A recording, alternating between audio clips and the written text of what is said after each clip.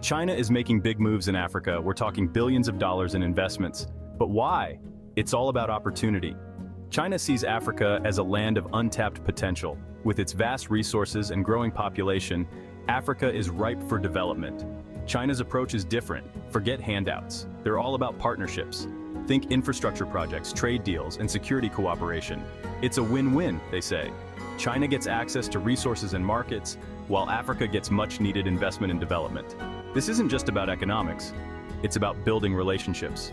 China is playing the long game. They're investing in Africa's future, hoping to secure its place as a global power. But not everyone is convinced. Some see China's growing influence as a threat. Is this a new era of colonialism or a genuine opportunity for growth? Let's dive in and explore the real reasons behind China's investment in Africa. China's calling card in Africa? Infrastructure. They're building roads, railways, ports, and power plants at an astonishing rate. Think of it as a modern-day Silk Road connecting Africa to the world. These projects are transforming the continent. They're facilitating trade, creating jobs, and improving living standards.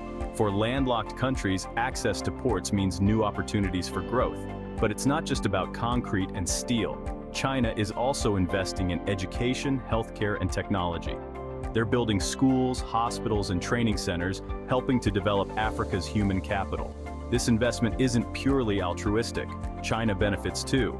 These projects create markets for Chinese goods and services, and they secure access to Africa's vast natural resources. Africa is rich in natural resources, oil, gas, minerals, you name it, Africa's got it. China, with its booming economy, has an insatiable appetite for these resources. For years, the relationship was simple. China bought raw materials from Africa, often at low prices. But things are changing. China is now investing in processing and manufacturing in Africa. This shift is crucial. It means more jobs and higher incomes for Africans. Instead of just exporting raw materials, African nations can add value and move up the economic ladder. China benefits too. They get access to a diversified supply chain and lower labor costs. It's a win-win that's transforming the economic relationship between China and Africa. China's engagement in Africa isn't limited to economics.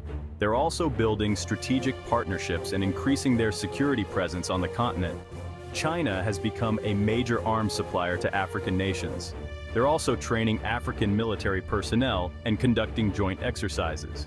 This growing security cooperation is raising eyebrows in the West. China's motivations are complex.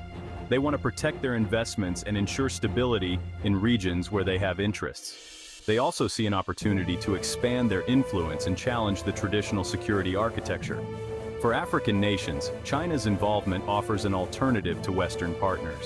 They see China as a non-interfering power that respects their sovereignty. China's growing influence in Africa has sparked a heated debate. Is it a force for good or a new form of colonialism? Supporters argue that China is a valuable partner for development. They point to the tangible benefits of Chinese investment infrastructure, jobs, and economic growth. They argue that China's approach is based on mutual respect and win-win cooperation. Critics, however, raise concerns about debt sustainability and transparency. They argue that China's loans often come with strings attached, leaving African nations vulnerable to exploitation. They also worry about environmental degradation and labor abuses associated with some Chinese projects. The truth lies somewhere in between. China's investment can be a powerful engine for growth, but it's essential to ensure that these partnerships are equitable and sustainable. The relationship between China and Africa is still evolving. What does the future hold? One thing is clear: China's presence in Africa is here to stay. They've made significant investments and are deeply embedded in the continent's economic and political landscape.